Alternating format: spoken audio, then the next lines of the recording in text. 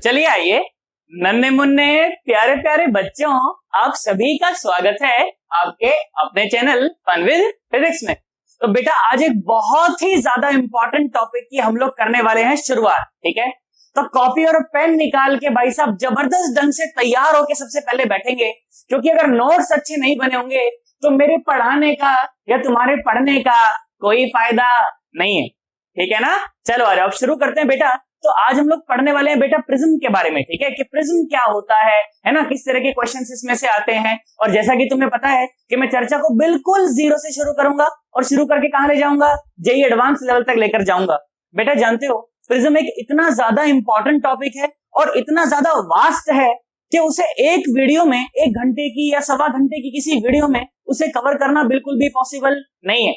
पर चिंता करने की कोई जरूरत नहीं है भाई साहब, मैं प्रिज्म की 1 नहीं 2 वीडियो कम से कम बनाऊंगा और हो सकता है कि 3 भी हो जाए जब मैं तुमसे डिस्पर्जन डिस्कस करूंगा, ठीक है। जब हम डिस्पर्जन डिस्कस कर रहे होंगे और कॉम्बिनेशन ऑफ प्रिज्म जब पढ़ रहे होंगे तो हो सकता है कि 3 लेक्चर भी हो जाएं, तो कम से कम भी 2 से 2.5 घंटे या 3 घंटे मैं आप लोगों को प्रिज्म पढ़ाऊंगा बेटा। क्योंकि आप लोगों को पता है ना, इस चैनल के ऊपर हम लोग किसी भी चर्चा को जीरो से शुरू कर और जेईई एडवांस लेवल तक ले जाकर ही छोड़ते हैं, बिल्कुल बीच में छोड़ने का अपना कोई मतलब नहीं है ना। अब आप लोग देखना यूट्यूब के ऊपर आपको आधे घंटे में भी प्रिज्म कराया हुआ मिलेगा, 1 घंटे में या सवा घंटे में भी प्रिज्म कराया हुआ मिलेगा, पर अपन लोग ऐसा करने वाले नहीं है भाई साहब। कम से कम भी 2 घंटे 2.5 घंटे, हो सकता है 3 घंटे भी मुझे आपको प्रिज्म पढ़ाना पड़ जाए, क्योंकि एक ही वैरायटी के क्वेश्चन मैं डिस्कस नहीं करूंगा, अलग अलग वैरायटी के क्वेश्चन आपके साथ डिस्कस करूंगा। और जितने भी वैरायटी के क्वेश्चन पिछले जेईई एडवांस में नीट में पूछे गए वो सारे के सारे तो कवर करूंगा ही, बाकी कोई भी वैरायटी ऐसी नहीं छोड़ूंगा क्वेश्चन की जिससे क्वेश्चन बन सकते हैं। क्या मेरी बात समझ आ गई? सोच ले। अच्छा भाई आ जाओ, चलो तो शुरू करते हैं अपने टॉपिक किसके साथ, प्रिज्म के साथ शुरू करते हैं। आ जाओ सुनो, प्रिज्म की बात करेंगे, बहुत बढ़िया शानदार मजा आएगा। सर प्रिज्म क्या होता है? देखो सबसे पहले मैं तुम्हें किताबी डेफिनेशन बताता हूं प्रिज्म की, ठीक है। उसके बाद फिर आगे तो बताना ही असली डेफिनेशन क्या है। किताबी डेफिनेशन सुने पहले। किताबी डेफिनेशन क्या कहती है कि prism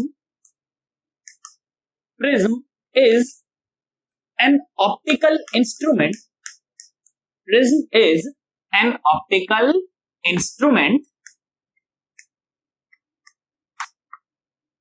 and a refracting object bounded by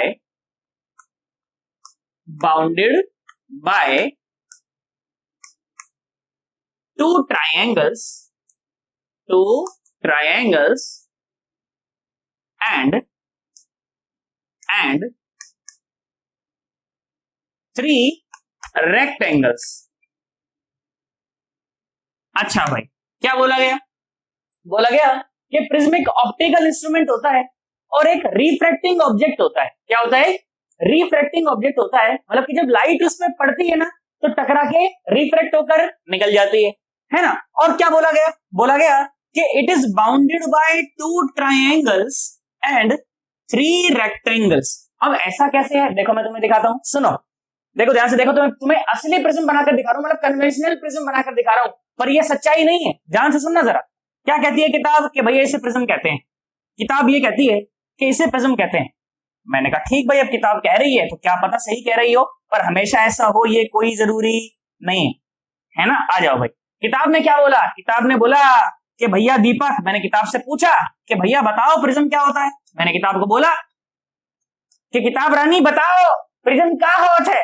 तो किताब रानी बोले कि दीपक बाबू इसे हम प्रिज्म कहते हैं, ये प्रिज्म है। मैंने कहा अच्छा ये प्रिज्म है, देखो जरा ध्यान से देखो, ये ट्रायंगल है और ये भी एक ट्रायंगल है। और ध्यान से देख तो एक रेक्टेंगल ये रहा, एक रेक्टेंगल ये रहा और एक रेक्टेंगल ये रहा, है ना। 2 रेक्टेंगल ये रहे और एक बेस में, एक ट्रायंगल आगे और एक ट्रायंगल पीछे। क्या मेरी बात समझ आई? देखो 2 रेक्टेंगल ये रहे और एक रहा बेस में और एक ट्रायंगल आगे और एक ट्रायंगल पीछे। किताब ने बोला कि मैं इसे प्रिज्म कहती हूं। किताब ने क्या बोला? कि मैं इसे प्रिज्म कहती हूं, प्रिज्म। मैंने कहा अच्छा, और ये जो एंगल बन रहा है ना ऊपर इन दोनों सरफेस के बीच में, किताब ने बोला कि मैं इसे एंगल ऑफ प्रिज्म कहती हूं, ए। किताब ने क्या बोला?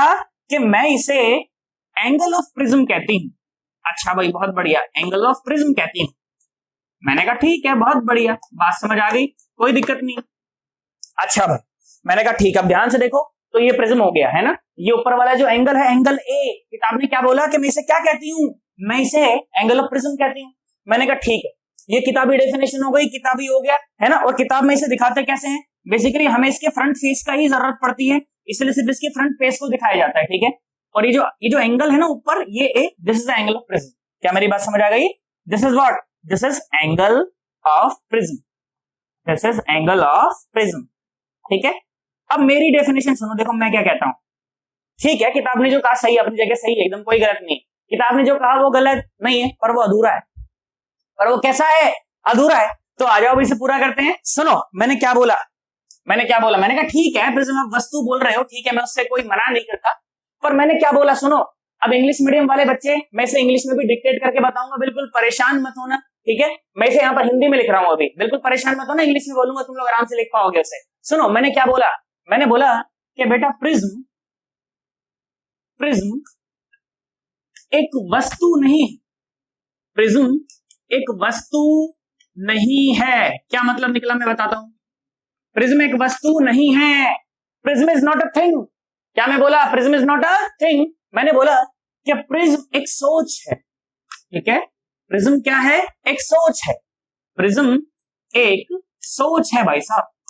प्रिज्म क्या है? एक सोच। बहुत बढ़िया भाई, बहुत बढ़िया। क्या बोला मैं? कि प्रिज्म एक वस्तु नहीं है, prism is not a thing, prism is a concept. क्या मेरी बात समझ आई? Prism is not a thing, prism is a concept. Prism एक वस्तु नहीं है भाई साहब, प्रिज्म एक सोच है जो कब लगाई जाती है, जो तब लगाई जाती है, जो तब लगाई जाती है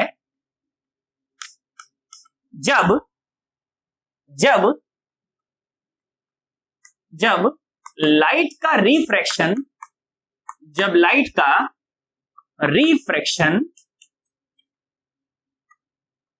दो ऐसे सरफेसेस से हो रहा हो, दो ऐसे सरफेसेस से हो रहा हो, सरफेसेस से हो रहा हो, जिनके बीच में कुछ एंगल बन रहा है, जिनके बीच में कुछ एंगल बनता है, जिनके बीच में कुछ एंगल बनता है, ओके, जिनके बीच में कुछ एंगल बनता है।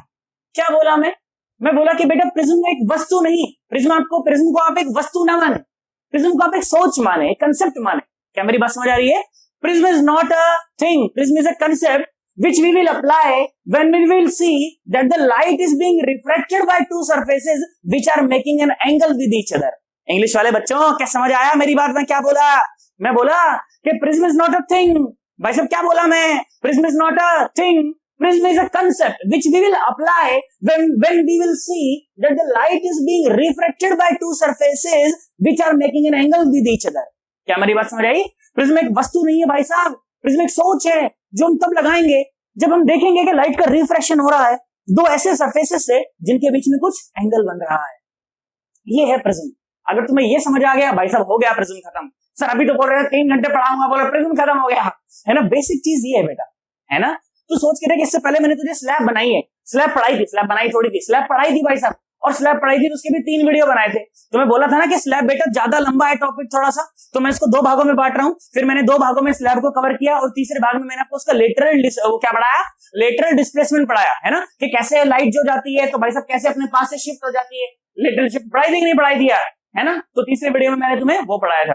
उसी प्रकार से प्रिज्म के भी कम से कम 2 से 3 वीडियो में बनाऊंगा ताकि एक भी वैरायटी का सवाल छूटा ही ना अपना, है ना। चलो आ जाओ, सुनो क्या बोला मैं बोला कि प्रिज्म एक वस्तु नहीं है भाई साहब, प्रिज्म एक सोच है जो तब लगाई जाएगी जब हम देखेंगे कि लाइट का रिफ्रैक्शन ऐसे 2 सरफेसेस से हो रहा है, ऐसे 2 सरफेसेस से हो रहा है जिनके बीच में कुछ एंगल बनता है। तो सोच के देख, स्लैब में भी तो 2 रिफ्रैक्शन हो रहे थे, है ना। लाइट पहले एक स्लैब पर पड़ती थी, एक सरफेस पर पड़ती थी, फिर दूसरे पर पड़ती थी, फिर निकल जाती थी कहीं पर। वहां थोड़ी अपने प्रिज्म का कंसेप्ट लगाया था क्योंकि दोनों सरफेसेस के बीच में कोई एंगल नहीं बन रहा था। क्या मेरी बात समझ आ गई है? पक्की बात एकदम। अब सुनो, बच्चे ने मुझसे जैसे ही लाइन सुनी ना, बच्चे ने मुझसे सवाल पूछा। क्या सवाल पूछा? बोला सर ऐसा मान लो। क्या बोला? बोला सर ऐसा मान लो कि कांच का एक क्यूब है। कांच का क्या है? एक क्यूब है, अ ग्लास क्यूब। ठीक है, बोला सर कांच का क्या है? एक क्यूब है। मैंने बोला ठीक है बेटा, मान गया मैं तेरी बात। बोला सर, क्या बोला? सर अगर मान लो लाइट यहां पर पड़े और यहां से निकल जाए तो क्या प्रिज्म लगा दोगे क्या? मैंने बोला ऐसा सवाल तूने क्यों पूछा मुझसे? बोला सर देखो, दो ऐसे सरफेसेस से रिफ्रैक्शन हो रहा है जिनके बीच में कुछ एंगल बन रहा है। बोला जिनके बीच में कुछ क्या बन रहा है? एंगल बन रहा है। तो सर क्या यहाँ पर प्रिज्म का कंसेप्ट लगा दोगे क्या? मैंने कहा हाँ बिल्कुल लगा दूंगा। मैंने बोला हाँ बिल्कुल लगा दूंगा। तो सर ये प्रिज्म है? मैंने हाँ प्रिज्म। यार आना तो बोल यार, बस वो बच्चा तू उड़ गए बच्चे के बहुत सच ये क्या कह दिया सर, मैं तो सोच रहा था यही प्रिज्म साला, ये भी प्रिज्म है क्या? मैंने बोला हाँ प्रिज्म है भाई साहब। बच्चा बोला सर ये, बोला सर ये खुपाच खुपाच खुपाच खुपाच खुपाच खुपाच। बोला सर ये प्रिज्म है क्या? मैंने बोला बता पहले लाइट कहां से जा रही है? बच्चा बोला सर ऐसा मान लो कि लाइट यहां से घुसी और सर यहां से निकल गई। बोला सर लगा दोगे प्रिज्म? मैंने बोला हाँ बिल्कुल लगा दूंगा। बोला सर ये प्रिज्म है? और बोला हाँ भाई साहब प्रिज्म है ये, और ये जो एंगल है ना, ये एंगल है एंगल ऑफ प्रिज्म। ये क्या है? Angle of prism. बेटा जिन दो सरफेसेस के बीच में रिफ्रैक्शन हो रहा है उनके बीच में बनने वाले एंगल को ही एंगल ऑफ प्रिज्म कहते हैं। तो जब किताब ये कहती है ना कि ये एंगल ऑफ प्रिज्म है, तो किताब का ये मतलब होता है कि लाइट भाई साहब यहां से घुसेगी और यहां से निकल जाएगी। ये मतलब होता है किताब का। अगर किताब में ये बोल दिया जाए कि ये एंगल ऑफ प्रिज्म है, तो किताब का क्या मतलब होगा? कि लाइट यहां से घुसेगी और भाई साहब यहां से निकल जाएगी। अगर बोल दे किताब में कि ये एंगल ऑफ प्रिज्म है, तो इसका मतलब कि यहां से लाइट घुसेगी और यहां से निकल जाएगी। क्या मेरी बात समझ आई तुम्हें? मैं क्या बोला? हाँ ना बोल दे। जिन दो सरफेसेस के बीच में रिफ्रैक्शन हो रहा हो उनके बीच में जो एंगल बनता है उसे ही एंगल ऑफ प्रिज्म कहते हैं भाई साहब। हाँ ना बोल, है ना? देख ध्यान से देख, मैं बोला कि मान ले भाई साहब लाइट तो यहां से निकल रही, मान लो खुपाच खुपाच खुपाच साला ये ले। तो भाई साहब ये क्या है? एंगल ऑफ प्रिज्म है। क्या मेरी बात समझ आ रही है? घबराहट तो नहीं है तुम्हारे मन के अंदर? आज के बाद भूल जाना इसे प्रिज्म कहते हैं। हाँ हालांकि नॉर्मल लाइफ में इसे प्रिज्म कहते हैं। सारे सवाल भी मैं आपको इसी का कराऊंगा, है ना? इसी तरह की सारी चर्चा आगे होने भी वाली है ना? पर मुझे ये बात समझ आनी चाहिए कि भाई साहब इसका नाम प्रिज्म नहीं है। प्रिज्म तो एक कंसेप्ट है भाई साहब, प्रिज्म तो एक सोच है। क्या है प्रिज्म? एक सोच है भाई साहब, जो तब लगाई जाती है जब लाइट का रिफ्रैक्शन दो ऐसे सरफेसेस से हो रहा हो जिनके बीच में कुछ एंगल बनता है। क्या मेरी बात समझ आई है तुम्हें? हाँ ना बोल दो भाई साहब। Prism is not a thing, prism is a concept which we will apply when we will see that the light is being refracted by two surfaces which are making an angle with each other. I hope तुम्हें मेरी बात समझ आ गई होगी यार। आई है कि नहीं आई है? पक्की बात है ना एकदम? ये है भाई साहब प्रिज्म का बेसिक, ये कंसेप्ट है ना? अब मैं आगे तुम्हें बढ़ाऊंगा, मजा आएगा अपने को। मेरी गारंटी भाई साहब समझाने की 1% की मेरी गारंटी है भाई साहब। 110% मैं गारंटी लेता हूँ कि मेरा पढ़ाया हुआ तुम्हें समझ आएगा। पक्की बात है भाई साहब, समझ आएगा। पर नोट्स बनाने की जिम्मेदारी तुम्हारी है। बात समझ आई है कि नहीं आई यार? है ना? चल तो एक काम करो, मस्त ढंग से एक बार इसका मस्त स्क्रीनशॉट ले लो, उसके बाद फिर मैं चर्चा को और आगे बढ़ाता हूँ। आ जाओ बेटा, देखो सुनो। तो जैसा कि मैंने तुम्हें बताया कि प्रिज्म एक सोच होती है भाई साहब, तो अब हम लोग उस सोच को डेवलप करते हैं धीरे धीरे के। देखो क्या सोच होती है, कैसे कंसेप्ट लगाए जाते हैं, क्या होता है क्या नहीं होता भाई साहब, सारी की सारी बातें मैं तुम्हारे साथ करता हूँ। ध्यान सुनना अब जरा, देख सुन। तो बेसिकली होता क्या है कि यार प्रिज्म के अंदर जब रे घुसती है ना तो अपने पाथ से भटक जाती है। घुसी किसी और पाथ पर थी, पर जब निकलेगी तो किसी और पाथ पर निकलेगी, तो अपने पाथ से जरा डेविएट हो जाती है, अपने पाथ से जरा घूम जाती है भाई साहब। तो कितना घूमती है यही चर्चा मैं अब आप लोगों के साथ करने वाला हूं। पर एक बात मैं आपको चर्चा शुरू करने से पहले बता दूं कि जिस लाइट का हम लोग यहां पर इस्तेमाल करेंगे, प्रिज्म के अंदर जो लाइट डाली जाएगी वो लाइट होगी मोनोक्रोमेटिक। कैसी होगी? मोनोक्रोमेटिक। मोनो माने सिंगल, एक, और क्रोम माने कलर। क्रोम का क्या मतलब होता है? कलर होता है, ठीक है? तो मोनोक्रोमेटिक का मतलब होगा कि ऐसी लाइट जिसका एक ही कलर है, सिंगल कलर है, ठीक है? वो व्हाइट लाइट नहीं है। अगर व्हाइट लाइट होती तो उसके अंदर तो सातों रंग होते हैं भाई साहब। हाँ ना बोलते? विबग्योर होता है कि नहीं होता? मैं तुम्हें डिस्पर्शन पढ़ाऊंगा भाई साहब, और जब डिस्पर्शन पढ़ाऊंगा तो तुम्हें बहुत अच्छी अच्छी बातें सुनाऊंगा, तुम्हें मजा आएगा कि क्या होता है डिस्पर्शन। असलियत में जो यूरोप वाले खुश होते हैं ना कि साला हमने बताया डिस्पर्शन, भाई साहब डिस्पर्शन इन्होंने नहीं बताया, डिस्पर्शन बताया था हमने। अथर्ववेद का बहुत बढ़िया श्लोक आता है, क्या कहता है कि सूर्यस्य विविध वर्णा पवनेन विघटिता करा सांब्रे व्यति धनु संस्थानाम ते दृश्यन्ते तदिंद्र धनु। The rays they are being dispersed, the rays from the sun they are being dispersed in the cloudy sky and hence forming the bow which is called rainbow. तुम देखो अथर्ववेद का श्लोक 4000 साल पहले लिखा गया था भाई साहब। तो किसने बताया डिस्पर्शन? हम लोगों ने बताया, हम इंडियंस ने बताया। ये हमारे लिए प्राउड की बात होनी चाहिए भाई साहब, है ना? बोल बात समझ आई कि नहीं? पर यहाँ वो हमारे डिस्कशन का मुद्दा नहीं। ये हम डिस्पर्शन नहीं पढ़ने वाले, हम लोग पढ़ने वाले refraction of the light from the prism. तो मैं व्हाइट लाइट की नहीं बात कर रहा हूं, मैं बात कर रहा हूं मोनोक्रोमेटिक लाइट की। किसकी बात कर रहा हूं बेटा? मोनोक्रोमेटिक लाइट की मैं तुम्हारे साथ बात कर रहा हूं। क्या मेरी बात समझ आई है? सोच ले, आ जाओ, सुनो जरा ध्यान से देखो। तो अपन लोग क्या पढ़ने वाले हैं? अपन लोग पढ़ने वाले हैं angle of deviation, angle of deviation. ठीक है, जब लाइट रे प्रिज्म के अंदर घुसती है तो अपने पाथ से जरा भटक जाती है, तो कितना भटक जाती है बस यही मैं तुम्हें कैलकुलेट करके दिखाने वाला हूं। बिल्कुल आसान है भाई साहब, जबरदस्त चर्चा है, मजा आएगा तुम्हें। सुन देख, मैंने क्या बोला, मैंने कहा चलो आ जाओ अब किताब की बात करते हैं। तो जैसा किताब ने बोला कि भैया किताब इसको प्रिज्म लेती है, तो मैंने कहा ठीक है हम भी इसको प्रिज्म ले लेंगे, कोई बात नहीं। पर असलियत में मुझे पता होना चाहिए कि ये सिर्फ यही प्रिज्म नहीं, हाँ ये प्रिज्म है और असलियत में सिर्फ यही प्रिज्म नहीं। क्या मेरी बात समझ आई? सुन अब जरा ध्यान से देख, मैंने बोला कि मान ले ये है एंगल ऑफ प्रिज्म, तो जैसे ही मैंने से एंगल ऑफ प्रिज्म बोला तुम समझ गए ना कि रिफ्रैक्शन इन दो सरफेसेस के बीच में होने वाला है ना? बोल, रिफ्रैक्शन इन दो सरफेसेस के बीच में होने वाला है। मैंने कहा ठीक है कोई बात नहीं, नॉर्मल बात है। अच्छा ध्यान से सुन, मैंने बोला मान ले बाहर कुछ भी ऐसे हवा ववा रही होगी, एयर, और अंदर कुछ भी इसका रिफ्रैक्टिव इंडेक्स रहा होगा, म्यू मान लिया मैंने।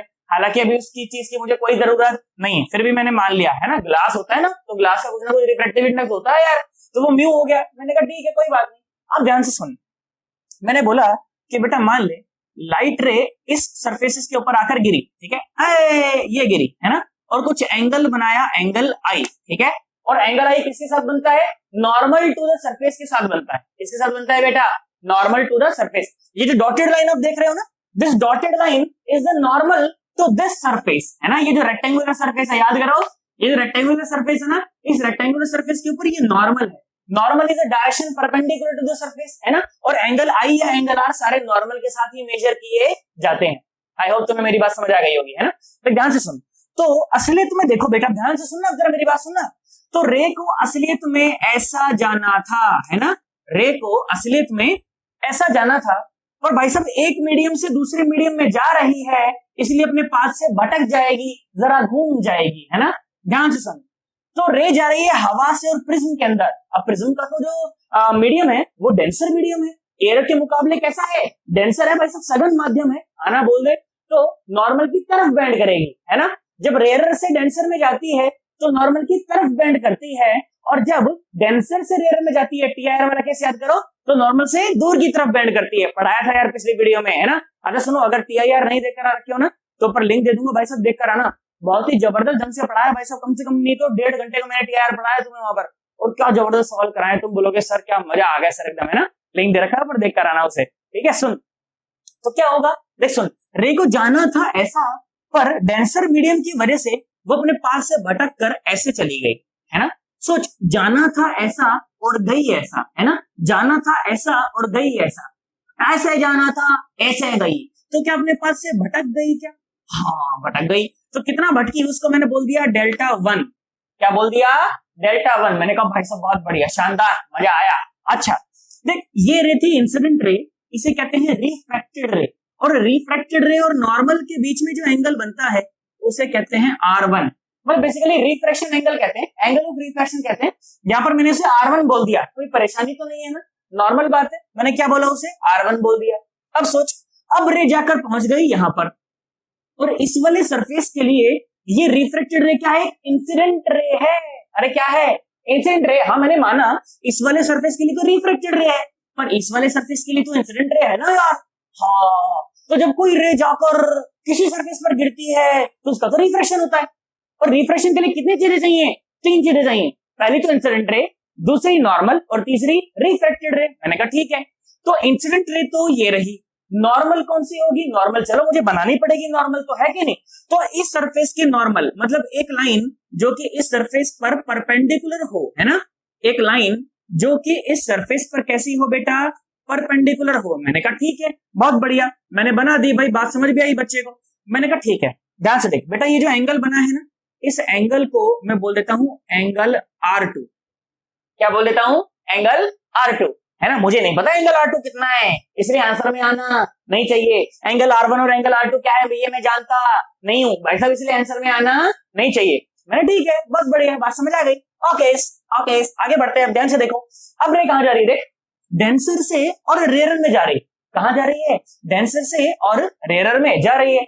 तो जब डेंसर से रेयर में जाती है तो नॉर्मल से दूर मुड़ जाती है ना, नॉर्मल से अवे की तरफ मुड़ जाती है। तो सोच के देख, ध्यान से देख, तो असलियत में इस रे को ऐसा जाना था, है ना, ऐसा जाना था खूब आज भाई साहब, और इस मीडियम की वजह से, सरफेस की वजह से जो रे है वो नॉर्मल से और दूर की तरफ मुड़ गई, है ना। कैसे मुड़ गई? नॉर्मल से दूर की तरफ मुड़ गई। तो क्या अपने पाथ से इतना घूम गई क्या? डेल्टा वन घूम गई क्या? बोला हाँ सर घूम गई, सर घूम गई। अब देख ध्यान से देख बेटा, अच्छी बात बताता हूं तुझे ताकि मैं बाद में सब मिटा दूंगा, ठीक है। सुन देख बेटा, ये जो रे है ना, इस रे को पीछे बढ़ा, खुपाच, अच्छे से बढ़ा ना, खुपाच खुपाच खुपाच खुपाच खुपाच। मैंने कहा ठीक है। सो ध्यान से देख, ये डेल्टा वन है ना, तो क्या ये भी एंगल डेल्टा, अच्छा डेल्टा टू है ना ये, तो हाँ ये डेल्टा टू है ना, तो इसको भी, ये भी क्या डेल्टा टू होगा क्या? हाँ ना बोल। देख ऐसा, ये खुपाच, ये डेल्टा टू है तो ये भी डेल्टा टू, बस वही करा मैंने, है ना। ये डेल्टा टू है तो ये भी डेल्टा टू। क्या मेरी बात से एग्री करते हो? पक्की बात। देख रे थोड़ा सा घूमी यहाँ, थोड़ा सा घूमी यहाँ, ये डेल्टा टू है, यहाँ पर घूमी डेल्टा वन और यहाँ पर घूमी डेल्टा टू। बात समझ आई कि नहीं आई? सोच ले। ओके आ जाओ, देखो अब इसका कोई काम नहीं, साला मिटा दो इसको, खुबास साला, ये भाग यहाँ से, तेरा कोई काम नहीं है, ले भाई सब निकल यहाँ से, चलो रास्ता नापो अपना, निकलो यहाँ से, शक्ल मत दिखाओ, भागो। ओके ये निकाल दिया मैंने इसको, है ना, इसका अपने को कोई काम नहीं। मैंने कहा ठीक है। हाँ ध्यान सुना, देख भाई सब, ये वाली रे देख, ये वाली रे, ओए यारो देखो, ये वाली रे इस वाले सरफेस के लिए क्या है? एक इंसिडेंट रे है, और ये वाली रे सरफेस के लिए क्या है? एक रिफ्लेक्टेड रे। पर तू ध्यान से देख, तो क्या ये रे प्रिज्म से बाहर निकल रही है क्या? हाँ, ये प्रिज्म के अंदर घुस रही थी, ये अंदर गई और ये प्रिज्म से बाहर निकली। बेटा जो प्रिज्म से बाहर निकलने वाली रे होती है ना, इसका एक स्पेशल नाम होता है, इसे कहते हैं इमरजेंट रे। क्या कहते हैं? Emergent ray. अच्छा, और ये नॉर्मल के साथ जो एंगल बना रही है इसे कहते हैं एंगल ऑफ इमरजेंसी। क्या कहते हैं? Angle of emergence. क्या कहते हैं? Angle of emergence. बात समझ आई कि नहीं आई है? ले मैं लिख देता हूं यहां पर, क्या लिखूं? यहां पर लिख देता हूं मैं, सुन, एंगल ऑफ इमरजेंस। ओके बात समझ आ गई, इसमें कोई दिक्कत वाली, कोई परेशानी, कोई दुविधा, कोई शंका वाली बात नहीं है। अच्छा ध्यान से देख और मजा आएगा। देख क्या देखा मैंने, रे घुपाच, थोड़ा सा घूमी हुई, यहां पर गिरी, फिर रे भाई साहब घुपाच ऐसे गई, तो थोड़ा सा यहां घूमी, थोड़ा सा यहां घूमी, तो रे अपने पास से भटक चुकी है। रे को जाना था ऐसा, अब ध्यान से देख, रे को जाना था ऐसा पर रे गई ऐसा। बात समझ आई? रे को जाना था ऐसा और रे गई ऐसा। बोल बात समझ आई कि नहीं आई? देख ध्यान से देख, ध्यान से देख, ध्यान से देख, फिर बताता हूं, देख सुन, रे को जाना था भाई साहब ऐसा पर रे गई ऐसा। तो क्या रे अपने ओरिजिनल पाथ से क्या इतना भटक गई? हाँ, this is the delta net. कितना भटकी रे? रे को जाना था ऐसा पर रे गई ऐसा। थोड़ा सा यहां घूमी, थोड़ा सा यहां घूमी, और टोटल मिला के डेल्टा नेट घूमी, है ना। बोल भाई सब, डेल्टा वन घूमी यहां पर, डेल्टा टू घूमी यहां पर, और नेट कितना घूमी? नेट घूमी डेल्टा नेट। तू सोच, लॉजिकली तो मैं ये बात लिख ही सकता हूं कि delta net is equal to delta one plus delta two, ऐसा मैं लिख सकता हूं। पर देख तुझे मैथमेटिकली भी दिखाता हूं, सुन ध्यान से देख। पहले मैं इसका नामकरण संस्कार करता हूं। कैसे? मैंने बोला इसको P बोल देते हैं, इसको कुछ भी Q बोल देते हैं, इसको R और इसको S बोल देते हैं, और इस पॉइंट को T बोल देते हैं, है ना। इस वाले पॉइंट को क्या बोल देते हैं? T बोल देते हैं। मैंने कहा ठीक है। अब तू ध्यान से देख बेटा, ट्राइंगल दिखाता हूं तुझे, कौन सी? देख, इन ट्राइंगल TQS, TQS, ध्यान से देख, TQS, ये भाई साहब TQS, ध्यान से देख।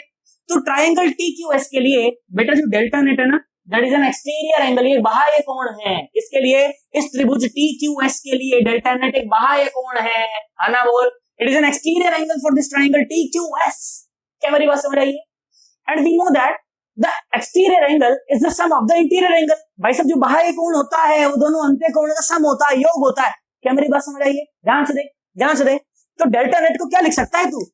देख डेल्टा नेट को क्या लिख सकता है? डेल्टा नेट को लिख सकता है डेल्टा 1 प्लस डेल्टा 2। क्या मेरी बात समझ आई तुम्हें? हाँ सर, ये बात समझ आई सर। ये डेल्टा नेट को अपन डेल्टा 1 प्लस डेल्टा 2 लिख सकते हैं। लॉजिकली तो मैं ऐसा लिख ही सकता हूं कि भाई पहले थोड़ा सा यहां घूमी, फिर थोड़ा सा यहां घूमी, मिलके डेल्टा नेट घूमी। लॉजिकली तो लिख ही सकता हूं, पर मैथमेटिक्स भी भाई साहब लॉजिक को सपोर्ट करती है, और मैथमेटिक्स को लॉजिक को सपोर्ट करना ही पड़ेगा भाई साहब, करना ही चाहिए, तभी तो फिजिक्स में मजा है। फिजिक्स क्या है? लॉजिक। मैथमेटिक्स क्या है? लैंग्वेज, है ना बोल। तो लैंग्वेज को लॉजिक को सपोर्ट तो करना ही पड़ेगा, उसमें क्या बात है यार, नॉर्मल बात है। मैंने कहा ठीक है, बहुत बढ़िया, इतनी बात समझ आई। अब देख ध्यान से देख, और बढ़िया बढ़िया बातें करता हूं मैं, देख तेरे साथ। सुन, देख इस वाले सरफेस पर देख, यहां देख, देख एक लाइन खुपाच और एक लाइन खुपाच। बोल बात समझ आएगी नहीं? एक लाइन ऐसे खुपाच नॉर्मल वाली, और एक लाइन एक्सीडेंट रे वाली। सोच, ये एंगल है आई, ये एंगल है आई, तो ये डेल्टा 1 प्लस R1 की तो बराबर है। देख सुन, I is equal to delta 1 plus R1। हाँ ना बोल दे, I is equal to delta 1 plus R1। बच्चा बोला ठीक सर, बात समझ आई सर, कोई दिक्कत नहीं सर, आपने अच्छा बोला। क्या बोला कि डेल्टा 1 इज, क्या बोला मैं, I1 है ना, आई इज इक्वल टू, क्या बोला, I is equal to delta 1 plus R1। बच्चा बोला हाँ सर आप अच्छा बोले। देख ध्यान से देख, ध्यान से देख, तो यहां से देख मैंने आई की वैल्यू निकाल ली। क्या वैल्यू निकाली? Delta 1 plus R1। तो देख बेटा डेल्टा 1 क्या हुआ? देख डेल्टा 1 हुआ आई माइनस R1। बच्चा बोला हाँ सर, मैं एग्री करता हूं सर, इस बात से कोई दिक्कत नहीं। उसी प्रकार से देख, तो angle E is equal to delta 2 plus R2। हाँ ना बोलो, angle E is equal to delta 2 plus R2। इसमें कोई परेशानी नहीं है भाई साहब, ध्यान से देख, ध्यान से देख। तो angle E is equal to delta 2 plus R2। मैंने कहा ठीक है, तो delta 2 is equal to E minus R2। बच्चा बोला सर ठीक सर, इस बात से भी मैं आपकी से एग्री करता हूं सर, कोई दिक्कत नहीं सर, मजा आया सर। अब देख ध्यान से देख, तो डेल्टा 1 और डेल्टा 2 की वैल्यू को उठा के डेल्टा नेट में पुट कर दो। लो इक्वेशन नंबर दे देता हूं मैं, हालांकि इक्वेशन नंबर देने में मैं बहुत गंदा हूं यार, मेरे को तो याद भी नहीं रहता कौन सा नंबर है कौन सा नहीं है, पर फिर भी लो सुन लो। क्या बोला मैं कि 2 और 3 की वैल्यू को 1 में पुट कर दो, है ना। क्या बोला मैं कि put second and third, put second and third in first. Okay, बात समझ आ गई। देखो सन्नाटो, delta 1 delta net is equal to delta 1 plus delta 2 रख, आई माइनस R1 और प्लस क्या मिला, E माइनस R2। बच्चा बोला ठीक सर, बात समझ आई सर, कोई दिक्कत नहीं। देख ध्यान से देख, तो delta net is equal to, देख I प्लस E, और देख माइनस कॉमन ले लेगा तो क्या बचेगा, R1 प्लस R2, है ना। और जैसा कि मैंने तुझे बेटा पहले भी बताया, देख मेरा लक्ष्य तो यही है, मेरा लक्ष्य तो यही है कि मुझे क्या निकालना है, डेल्टा नेट निकालना है। अब देख आई और ई तो बाहर बन रहे हैं ना, प्रिज्म के बाहर एंगल बन रहे हैं, तो मैं मेजर कर सकता हूं, कोई दिक्कत नहीं है ना। अरे हाँ ना बोलो, स्पेक्ट्रोमीटर होता है, आराम से मेजर कर लूंगा यार, है ना। आई और ई तो मैं मेजर कर सकता हूं, उसमें कोई दिक्कत, कोई परेशानी, कोई दुविधा, कोई शंका भाई साहब नहीं। हाँ ना बोल, सर क्या करा रहे हो तुम मुझसे यार, बढ़ा दे। ध्यान सुनो, क्या बोला मैं बोला भाई साहब एंगल आई और एंगल ई तो मैं मेजर कर सकता हूं, पर एंगल R1 और एंगल R2 मेरे लिए मेजर करना कोई आसान बात नहीं। भाई साहब प्रिज्म के अंदर है ना, कैसे मेजर करूं, मेरे लिए तो अननोन है। और हाँ ना बोलो यार, बात समझ आई है ना, पक्की बात एकदम। तो मुझे क्या करना है ना, मुझे क्या करना है, ये मेरा लक्ष्य था, मैं पहुंच चुका हूं यहां तक, ठीक है। पर थोड़ी सी कमी है। क्या कमी है कि मुझे ये R1 और R2 की वैल्यू पता नहीं, तो कुछ ऐसा जुगाड़ लगाऊं सारा इसके अंदर कि मुझे ये R1 और R2 की वैल्यू पता चल जाए। मैंने कहा ठीक, बहुत बढ़िया, ये तो करना है। अब मैंने थोड़ी सी बुद्धि लगाई, देख मैंने क्या बुद्धि लगाई, मैंने कहा देख सुन, तो ध्यान से देख, तो ये PQRS, ध्यान से देखिए बेटा, ये क्या है, PQRS, ये क्वाड्रिलेटरल है। ये क्या है, चतुर्भुज भाई साहब। अरे हिंदी वाले बच्चों वो ये चतुर्भुज है, और इंग्लिश वाले बच्चों ये क्वाड्रिलेटरल है भाई साहब, खाना बोलो। और क्वाड्रिलेटरल की जो बेटा चारों जो उसके जो कोण होते हैं, जो चारों उसके जो एंगल होते हैं, उनका सम क्या होता है, 360 होता है। बच्चा बोला हाँ ठीक है सर, पर उससे क्या मतलब, सारा क्वाड्रिलेटरल बोल दिया हो, यहाँ पे R1 R2 की वैल्यू नहीं पता चल रही है, आप क्वाड्रिलेटरल बोल रहे हो। मैं सुन तो सही, मेरी बात तो सुन यार, ध्यान से देख क्या बोला मैं, देख सुन, देख मजा आएगा तुझे, अच्छा लगेगा, सुन। तो मैंने क्या बोला, मैंने क्या बोला, इन क्वाड्रिलेटरल PQRS, ध्यान से देखिए मेरे बेटा, ध्यान सुन, ध्यान सुन। तो इन quadrilateral PQRS, in quadrilateral PQRS, we know that the sum of all of the angles will be 360 degree. हाँ ना बोलो भाई साहब, क्वाड्रिलेटरल में जो चारों कोण होंगे उनका सम कितना होगा, 360 होगा कि नहीं होगा? बच्चा बोला हाँ सर। मतलब कि एंगल ए प्लस, देख एक एंगल तो एंगल है कि नहीं है ना, ध्यान से देख, बाकी एंगल भी तुझे दिखाता हूं, सुन देख। अगला एंगल क्या है, ये पी क्यू आर, मतलब कि ये एंगल, मतलब कि ये पूरा एंगल, ध्यान से देख, तो ये पूरा एंगल कितना है, अरे 90 डिग्री है भाई साहब। सरफेस के ऊपर नॉर्मली तो है, तो 90 डिग्री तो है, हाँ ना बोल। और देख उसी प्रकार से देख बेटा, ये एंगल भी देख, देख ये एंगल भी देख, ये एंगल भी कितना है, और 90 डिग्री है। मेरा तो काम आसान हो गया यार, है ना। पर ये एंगल मुझे नहीं पता, एंगल क्यू आर एस मुझे नहीं पता, कोई बात नहीं, कोई बात नहीं, लिख देता हूं मैं यहाँ पर। सुन क्या लिखा मैंने, कि angle A plus angle 90 plus angle Q R S, है ना, प्लस एक और 90 विल बी इक्वल टू 360, है ना बोल। बात समझ आई कि नहीं? चारों कोणों का योग मैंने क्या लिख दिया, अरे 360 लिख दिया, कोई दिक्कत नहीं उसके अंदर, है ना। तो देख एंगल ए और plus angle Q R S will be equal to, देख 90 90 180 गया तो 180, है ना बोल। बहुत बढ़िया, 3 नंबर तक आ गया ना, 3, इसको मैं 4 नंबर बोल देता हूं, इसको मैं 5 नंबर बोल देता हूं। ओके बोला सर, ठीक है सर, यहां तक भी आपने करा। सर R1 R2 की तो वैल्यू पता नहीं चल रही है, क्यू आर एस और घुसा दिया वहां पे, उसकी तो वैल्यू भी नहीं पता मुझे। मैंने कहा सुन तो सही मेरी बात, तू इतनी जल्दी क्या करता है यार? तो बच्चा बोला हाँ ठीक है सर बताओ, सुन रहा हूं मैं, 2 मिनट आपके पास, 2 मिनट में समझाना मैं जा रहा हूं सर। और ठीक है सुन मेरी बात सुन, देख ध्यान से देख, एक को ट्राइंगल तुझे और सर अब क्वाड्रिलेटर घुसाया, अभी ट्राइंगल और घुसा दो उसके अंदर, आप कुछ समझ नहीं आ रहा मेरे को। और देख ध्यान सुन, ध्यान सुन, देख क्यू आर एस, ट्राइंगल कौन सी, क्यू आर एस। बच्चा बोला हाँ सर दिख रहा है, ट्राइंगल क्यू आर एस। अब ट्राइंगल के तीनों कोणों का योग कितना होता है, 180, है ना बोल भाई साहब। क्वाड्रिलेटरल के चारों कोणों का योग 360, और ट्राइंगल के तीनों कोणों का योग, तीनों कोणों का सम कितना होता है, तीनों एंगल्स का सम कितना होता है, 180 होता है। बच्चा बोला हाँ सर ठीक है, तो क्या, मैंने बोला देख सुन, देख देख इन ट्राइंगल कौन कौन सा, क्यू आर एस, देख तीनों कोणों का योग, देख सुन, R1 और एंगल क्यू आर एस और एंगल R2, बात समझ आ रही है ना। Angle R1, angle Q R S और एंगल R2 का जो सम होगा वो 180 डिग्री होगा। बच्चा बोला हाँ सर ठीक है, देख ध्यान से देख, तो angle R1 plus angle R2 plus angle Q R S का जो सम होगा वो 180 डिग्री होगा, इसमें कोई परेशानी नहीं। मैंने कहा ठीक है, देख ध्यान सुन बेटा, यहां से एंगल क्यू आर एस की वैल्यू निकाल, तो कितना आया 180 डिग्री, और कितना आया R1 प्लस R2, कितना आया R1 प्लस R2, है ना। अब इसको, इसकी जो क्यू आर एस की जो वैल्यू है ना, ये जो क्यू आर एस की जो वैल्यू है उसको यहां पर पुट कर दो, है ना। ये जो क्यू आर एस की जो वैल्यू है उसको ऊपर यहां पर पुट कर दो, देखो क्या मिलता है। तो एंगल ए, है ना, प्लस अब क्यू आर एस की वैल्यू पुट करो, देखो 180 degree minus R1 plus R2 और इज इक्वल टू 180 डिग्री। बच्चा बोला हाँ सर ठीक है, ध्यान से देख, तो 180 ने 180 को मार दिया। अब ध्यान से देख, तो भाई साहब angle A is equal to R1 plus R2 आया कि नहीं आया? बच्चा बोला सर कमाल कर दिया सर, ये तो सर मजा ही आ गया। और एंगल ऑफ प्रिज्म तो मुझे पता है ना, ये तो मुझे दिया रहेगा, प्रिज्म साला मेरा है, मैं तो एंगल ऑफ प्रिज्म बाहर से भी मेजर कर सकता हूँ, यहाँ पर लगाऊंगा डी खोपा, चलो डी एंगल ऑफ ए मिल जाएगा मेरे को यार। खाना तो बोल बोल, बात समझ आई कि नहीं? तो एंगल ए मेरे को पता है, एंगल ऑफ प्रिज्म है वो तो मेरा प्रिज्म है ना, तो मुझे तो पता है इसका एंगल कितना है।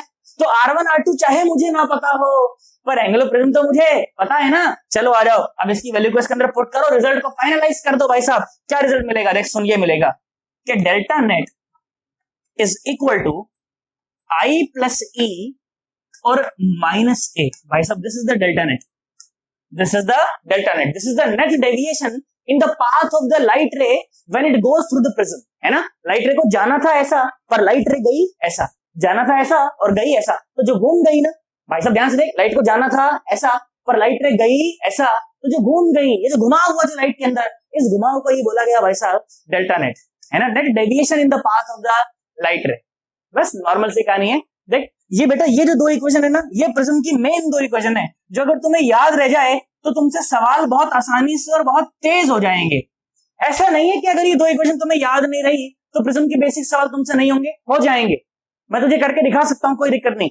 मुझे 2 इक्वेशन अगर याद ना भी हो तो प्रिज्म का हर एक सवाल मैं कर सकता हूं, उसमें कोई परेशानी नहीं है। और भाई साहब थोड़ा सा जो है ना मेरी कैलकुलेशन बढ़ जाएगी, है ना, और थोड़ा सा जरा सॉल्व करना थोड़ा धीमा पड़ जाएगा। तो अगर मुझे यही 2 बातें याद रह जाएं तो प्रिज्म के बहुत सारे सवाल भाई साहब मैं बिना ऐसे मतलब मजे मजे में मैं कर दूंगा उन सवालों को। बोल मेरी बात समझ आई है कि नहीं आई है? पक्की बात एकदम। तो दो इक्वेशन क्या क्या याद करनी है कि angle R1 plus angle R2 is equal to A और delta net is equal to I plus E minus A. तो अगर ये दो बेसिक बातें मुझे याद रह जाएं तो उसमें कोई परेशानी नहीं है ना। आई होप तुम्हें बेसिक चर्चा बिल्कुल समझ आई होगी। डायग्राम से बिल्कुल घबराने की आवश्यकता नहीं, बिल्कुल बेसिक डायग्राम तुम्हारे सामने बनाया है। हुआ क्या है, लाइट रे गई, थोड़ी सी यहाँ घूमी, थोड़ी सी यहाँ घूमी और निकल गई। और मेजरली देखे तो लाइट को जाना था ऐसा और गई ऐसा, तो डेल्टा नेट ये ना, बस बात खत्म और कुछ भी नहीं है इसके अंदर। बोल बात समझ आई है कि नहीं आई है?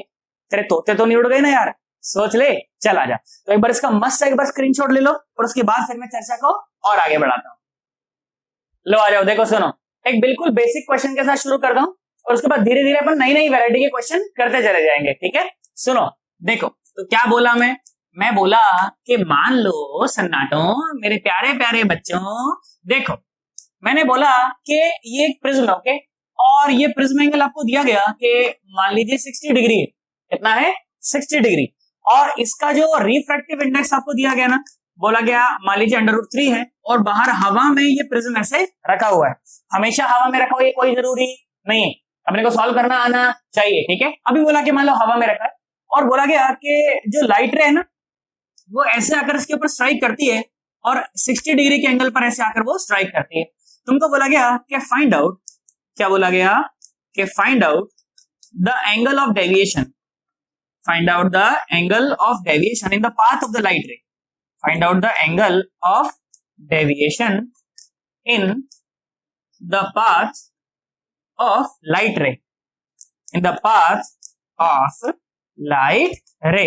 ओके चलो, मैं तो कहता हूं एक बार वीडियो को स्टॉप करो और बेटा खुद से करने का ट्राई करो, है ना। अगर खुद से हो जाएगा तो मजा आ जाएगा और नहीं होगा तो मैं तो करा ही दूंगा, है ना। चल कर दे, वीडियो को स्टॉप कर, जल्दी कर। तो तूने मारी एंट्रियां रे, दिल में बजी घंटियां रे, टन टन। करा तुमने? ये टन टन टन सुन रहे थे बस, करा है ना, मैं करा हूं।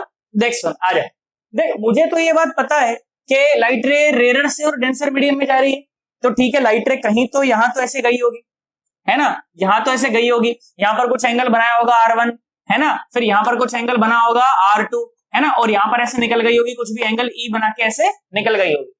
बोलो जानते हो कि नहीं जानते हो? बेसिक बात है ना बिल्कुल। अब देख ध्यान से सुन, तो सर ये R1 तो सर मुझे पता नहीं, सर R1 कैसे निकालूं? मैंने बोला देख R1 ऐसे निकलेगा। कैसे निकलेगा? इस इंटरफेस पर यहां पर ना, यहां पर स्नेल्स लॉ लगाओ। क्या लगाओ? यहां पर स्नेल्स लॉ लगाओ। स्नेल्स लॉ क्या कहता है बेटा? अगर नहीं देखकर आ रखे हो ना स्नेल्स लॉ वाली वीडियो तो मैं ऊपर लिंक दे दूंगा, ठीक है, उसको देखकर आना, नीचे डिस्क्रिप्शन में भी पड़ा हुआ है लिंक, देखकर आना भाई साहब। स्नेल्स लॉ की इससे बढ़िया वीडियो पूरे यूट्यूब पर तुमको नहीं मिल सकती, मेरी गारंटी इस चीज की। और क्या जबरदस्त पढ़ाया भाई साहब, मजा आ जाएगा तुम्हें एकदम, है ना। सुन एक ध्यान से देख, तो स्नेल्स लॉ क्या कहता है? स्नेल्स लॉ ये कहता है, सुनो मैं यहां पर भी समझाता हूं, देखो सुनो फिर से समझाता हूं बेसिक एकदम, है ना। n1 sin i is equal to n2 और sin r, है ना। n1 वो मीडियम है जहां से रे जा रही है और n2 वो मीडियम है जहां रे जा रही। बस कौन रेयर कौन डेंसर इस बात से मेरा कोई लेना देना नहीं, है ना। पढ़ाते हो ये रेयर से डेंसर में जा रही, डेंसर से चला रेयर में जा रही, मेरे को कोई लेना देना नहीं। बस अब n1 वो मीडियम है जहां से रे जा रही है और n2 वो मीडियम है जहां रे जा रही, बस बात खत्म। बोल बात समझ आई कि नहीं आई? अच्छा बहुत बढ़िया। अच्छा एयर में से जा रही है ना, तो रिफ्रैक्टिव इंडेक्स हो गया 1 और साथ में साइन आई मतलब क्या sign 60 is equal to n2 कहां जा रही है? प्रिज्म में जा रही है, √3 है रिफ्रैक्टिव इंडेक्स और साथ में angle of refraction sign R1, है ना, ये है साइन R1, इसमें कोई दिक्कत नहीं। देख यहां से देख, साइन 60 कितना होता है? √3/2, सामने √3 और साथ में साइन R1, है ना। √3 ने √3 को मार दिया, तो बेटा जो साइन R1 है वो आ गया 1/2, तो R1 कितना आ गया? R1 आ गया भाई साहब 30 डिग्री। R1 कितना आ गया? 30 डिग्री। माने ये जो एंगल है ना, ये एंगल है 30 डिग्री का एंगल है। अब तू सोच, मैंने तुझे ये बोला था ना कि अगर फॉर्मूला याद भी नहीं होगा तभी भी तू बेसिक क्वेश्चन कर देगा। देख बिना फॉर्मूला के करके बताता हूं, सुन देख, ये हो गया एंगल R1 कितना? 30 डिग्री। 30 डिग्री है ना। देख पूरा तो 90 है ना, ये पूरा तो कितना है? 90 है ना, उसमें से 30 ये रहा, तो ऊपर एंगल कितना है? 60। ये 60, ये 60, तो ये भी 60, तो R2 कितना? R2 30 degree. R2 कितना? 30 डिग्री। और फिर से स्नेल्स लॉ लगा और E आ जाएगा, है ना। तो अगर R1 plus R2 is equal to, ये फॉर्मूला तुझे याद नहीं भी होता तो भी तेरा क्वेश्चन सॉल्व हो जाता। पर अगर फॉर्मूला याद है क्या है, R1 plus R2 is equal to A। तो भाई साहब 30 plus R2 is equal to 60। तो R2 कितना आ गया, R2 आ गया भाई साहब 30 डिग्री। देख सुन, अगर फॉर्मूला याद है तो फॉर्मूले के साथ करना और आसान है ना। और याद क्या करना है, R1 plus R2 is equal to A। अरे क्या बात हो गई, हाँ ना बोल दे, है ना। याद नहीं है तो भी हो जाएगा, याद है तो भी हो जाएगा, याद है तो थोड़ा तेज हो जाएगा बस, है ना। और भाई साहब कंपटीशन में बैठना है तो चीजें तेज करनी है, सटीक करनी है ना, फास्ट करनी कैलकुलेशन अपनी और एक्यूरेट कैलकुलेशन करनी है तो मजा आएगा, है ना। देख सुन आ जाए, तो R2 आ गया, क्या आ गया, R2 आ गया। अब R2 अगर आ गया तो क्या इस सरफेस के ऊपर मैं स्नेल्स लॉ लगा सकता हूं क्या, हाँ बिल्कुल। अभी जो R2 है ना, इस वाले सरफेस के लिए वो इंसिडेंट एंगल है, क्या है, इंसिडेंट एंगल है। तो फिर से इस सरफेस के ऊपर स्नेल्स लॉ लगाएंगे। देखो सुनो, स्नेल्स लॉ फिर से क्या कहता है कि N1 sin I is equal to N2 sin R, है ना। N1 वो मीडियम है जहां से रे जा रही है, N2 वो मीडियम है जहां रे जा रही है। अब देख रे कहां जा रही है, प्रिज्म से और एयर में जा रही है ना। और प्रिज्म क्या है, प्रिज्म का रिफ्रैक्टिव इंडेक्स है √3 और साथ में साइन आई। अब आई कितना है, आई है R2 और R2 तूने निकाल लिया, है ना। मतलब के sign 30 is equal to N2 कहां जा रही है, हवा में जा रही है भाई साहब, रे बाहर निकल रही है तो 1 और साथ में साइन R। और जो अब एंगल ऑफ रिफ्रैक्शन है वो है angle of incidence, angle of क्या, इमरजेंस भाई साहब, बहुत बढ़िया, ये आ गया। तो ये आया √3 इंटू ये कितना आया 1/2 और साथ में साइन ई। तो मतलब साइन ई कितना आया, √3/2। तो ई कितना आ गया भाई साहब, ई आ गया 60 डिग्री। इसमें कोई परेशानी नहीं है, बोल बात समझ आई कि नहीं आई, सोच। तो डेल्टा कितना आ गया, डेल्टा मुझे पता है क्या होता है, आई प्लस ई माइनस ए। तो डेल्टा आ गया आई प्लस ई, 60 प्लस 60 माइनस 60, क्योंकि एंगल ऑफ प्रिज्म भी कितना है, 60 है भाई साहब। तो डेल्टा कितना आ गया, डेल्टा आ गया भाई साहब 60 डिग्री और क्लॉकवाइज है। सर क्लॉकवाइज, सर कैसे बोले सर आप क्लॉकवाइज, तू सोच ध्यान से देख। तो बेटा रे को असलियत में ऐसा जाना था पर रे ऐसे गई, तू सोच ऐसे घूम गई ना, है ना। रे को ऐसा जाना था और रे ऐसा गई तो ऐसा घूम गई। इस घूमने को क्या बोला गया, क्लॉकवाइज बोला गया, है ना। जैसे घड़ी चलती है हमारे गांव में, हमारे गांव में तो घड़ी नहीं चलती, तुम्हारे गांव में ऐसे चलती मुझे नहीं पता, हमारे गांव में तो ऐसे ही चलती है भाई साहब, ऐसे ऐसे चलती है, तो ये क्लॉकवाइज। हाँ ना बोल, बोल बात समझ आई कि नहीं, पक्की बात एकदम, सोच ले। ये बेसिक सवाल है प्रिज्म का, सर ये बेसिक है सर, हाँ ये बेसिक है भाई साहब। अब तो आगे बढ़ना है, मजेदार सवाल करने हैं, या फिर तू कहे तो एक होमवर्क क्वेश्चन दे दूं तुझे, कर देगा, नीचे कमेंट कर देगा ना करके। देख सुन मैं क्या बोला, होमवर्क क्वेश्चन, सुनो होमवर्क क्वेश्चन, क्या बोला होमवर्क क्वेश्चन, ले नीचे कमेंट करने का है। कमेंट नहीं करेगा तू तो मैं नहीं पढ़ाएगा, बोल बात समझ आए, साला यही पढ़ाएगा मरेगा यहीं पे, मैं नहीं कर रहा कमेंट, बोल बात समझ आएगी नहीं। ध्यान सुन भाई साहब, कमेंट करोगे मुझे बहुत अच्छा लगेगा। जो बच्चे जब कमेंट करते हैं ना नीचे, अच्छा लगता है, अच्छा कमेंट करो, बढ़िया लगता है मुझे यार कि पढ़ाना वो कैसा लग रहा है। क्वेश्चन की कमेंट करो, आंसर लिखो कि भाई साहब क्या आ रहा है क्या नहीं हो रहा, मेरे को बहुत अच्छा लगता है। ध्यान सुनो, सवाल पूछने वाले बच्चे मुझे हमेशा ही बहुत अच्छे लगे हैं यार, है ना। ये देख सवाल पूछने वाले बच्चे बहुत अच्छे होते हैं क्योंकि वो अपने डाउट क्लियर करना चाहते हैं, और डाउट तब आते हैं जब हम मेहनत कर रहे हैं, है ना। अगर मेहनत नहीं करेंगे, अगर क्वेश्चन घर पे करेंगे नहीं तो डाउट आने वाले नहीं, और जब डाउट नहीं आ रहे ना तो उसका मतलब समझ लेना कि तुम सही दिशा में मेहनत नहीं कर रहे हो बेटा, बोल बात समझ आइए कि नहीं आई। तो डाउट आना बहुत अच्छी बात होती है ना। कभी कभी क्या होता है कि टीचर जो बच्चे डाउट पूछता है ना उसको मना कर देता है, झड़का देता है, साला डाउट पूछता है भाग यहाँ से। बट जो बच्चा डाउट पूछता है वैसा वो बच्चा बहुत प्यारा बच्चा होता है, डाउट पूछने वाला बच्चा बहुत प्यारा बच्चा होता है बेटा, क्योंकि डाउट सिर्फ उसी बच्चे के आ सकते हैं जो घर पे मेहनत कर रहा हो, बोल बात समझ आएगी कि नहीं, जो घर पे क्वेश्चन कर रहा हो, जो घर पे क्वेश्चन करेगा उसी के डाउट आएंगे, और जो क्वेश्चन करेगा भाई साहब उसी का तो सिलेक्शन होगा, बिना क्वेश्चन करने वाले का सिलेक्शन होने वाला नहीं है। बोल बात समझ आइए कि नहीं आई है, सोच आ रहा है ध्यान से, क्या सवाल बोला, बोला एंगल ऑफ प्रिज्म में बेटा 75 डिग्री, ओके। और बोला गया कि इसका रिफ्रैक्टिव इंडेक्स है √2, है ना, और रे ऐसे आके स्ट्राइक करती है, ठीक है, और 45 डिग्री के एंगल पर ऐसे आके स्ट्राइक करती है, और मान लो हवा में ऐसे ये रखा हुआ है। बात समझ आ गई ना मेरी, सोच ले क्या बोला गया, बोला गया कि find the angle of deviation, क्या बोला गया, find the angle of deviation, है ना। चलो डेल्टा मिनिमम नहीं, एंगल ऑफ डेविएशन, डेल्टा तो बताया ही नहीं मैंने, है ना। Find the angle of deviation delta, बोलो बताओ, है ना। चलो इसको नोट कर लो बड़े ढंग से, उसके बाद फिर मैं चर्चा को और आगे बढ़ाता हूं। आ जा बेटा सुन, तो थोड़ी सी वैरायटी चेंज करके मैं तुझे क्वेश्चन कराता हूं। देख सुन क्या क्वेश्चन बोला गया, सुनना जरा ध्यान से, बहुत जानदार सवाल है। ऐसे बोला गया कि मान लीजिए ये प्रिज्म है, ओके, मेरा ठीक है, बहुत बढ़िया प्रिज्म है, ओके, और ये है प्रिज्म का रिफ्रैक्टिव इंडेक्स म्यू, ओके। और एंगल ऑफ प्रिज्म भी आपको दे दिया गया है कि आप ए मान लीजिए, ठीक है, और हवा में मान लीजिए इस तरह से ये प्रिज्म ऐसे रखा गया है, ठीक है, और बोला गया कि लाइट रे जो है ना वो किसी एंगल थीटा पर आकर गिरती है, ठीक है, किसी एंगल थीटा पर आकर गिरती है। तो बोला क्या गया, बोला गया कि find the value of theta, find the value of theta, ये थीटा क्या है, this is the incident angle, okay. बोला गया कि find out the value of theta for the grazing emergence, ठीक है, for the grazing emergence, okay, for the grazing emergence, okay.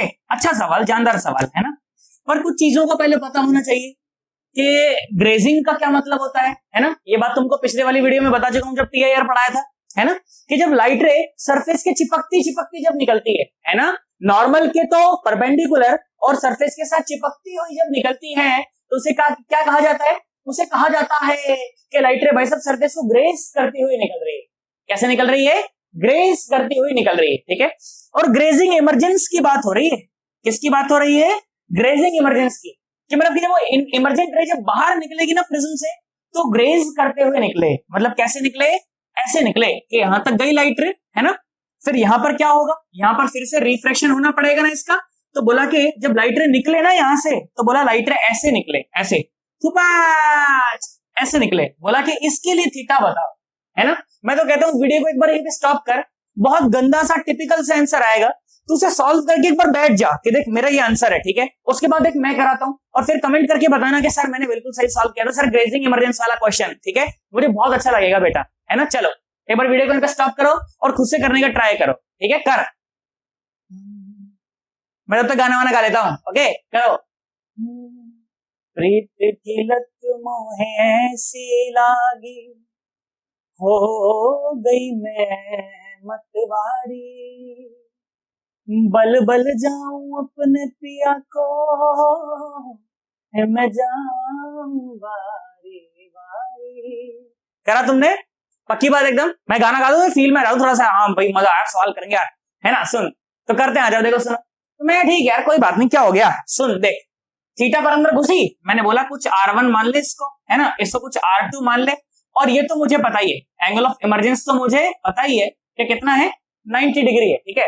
चलो आ जाओ, क्या करते हैं ना, इस वाले सरफेस पर अपन स्नेल्स लॉ लगाते हैं, क्या लगाते हैं, स्नेल्स लॉ।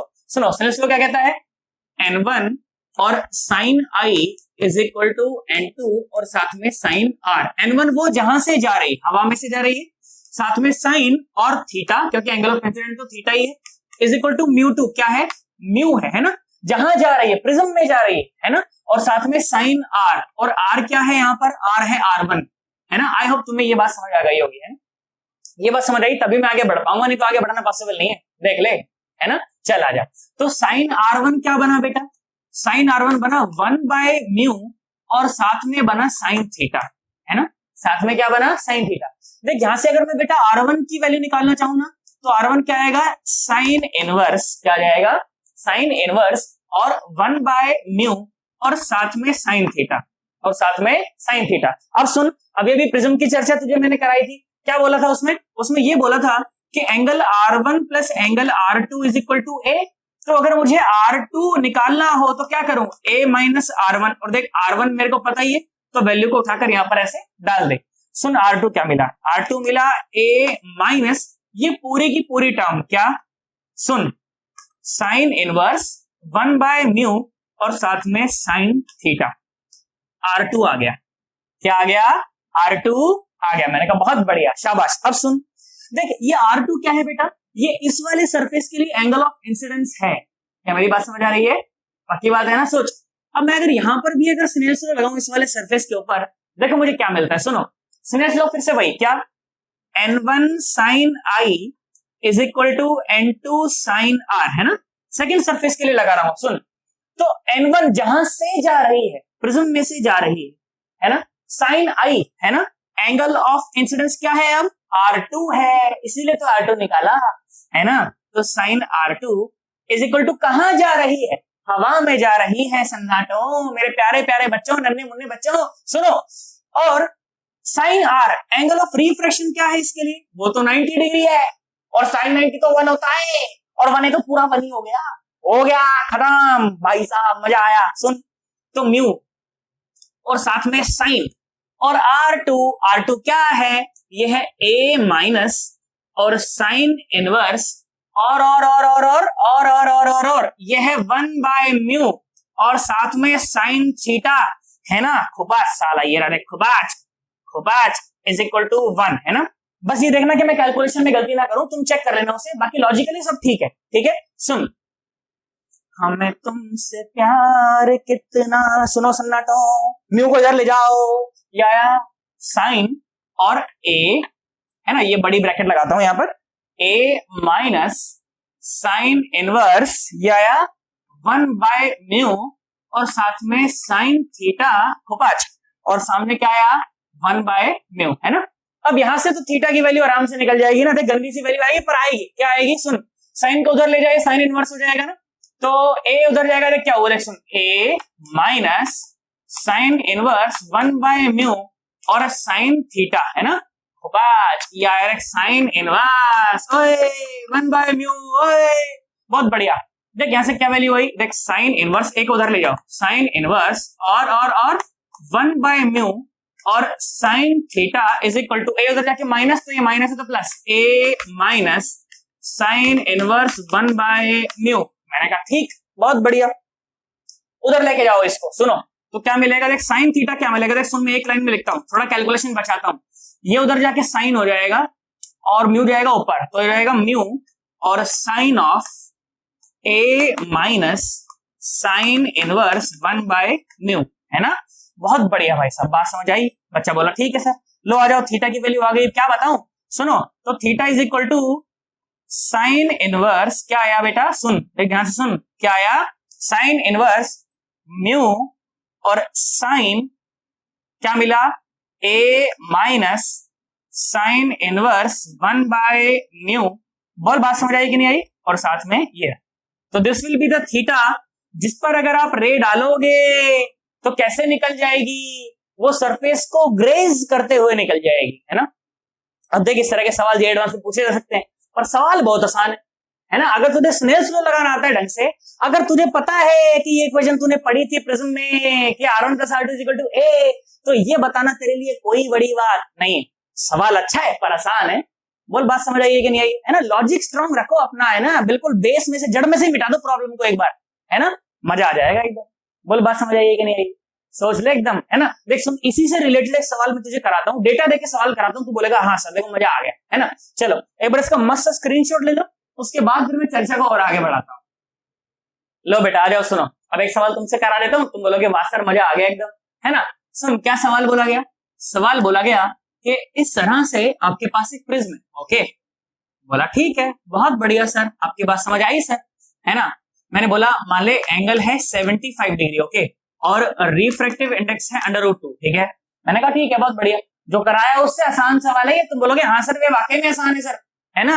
मैंने बोला कि मान लो कि रे ऐसे आकर ऐसे गिरती है और किसी एंगल आई के ऊपर आकर गिरती है, ठीक है, किसी एंगल आई के ऊपर आकर गिरती है। सवाल क्या बोला गया, सवाल बोला गया कि find out the value of I, find out the value of angle I for the grazing emergence, for the grazing emergence. बिल्कुल आसान सवाल है, घबराए ना बिल्कुल भी एकदम, ठीक है।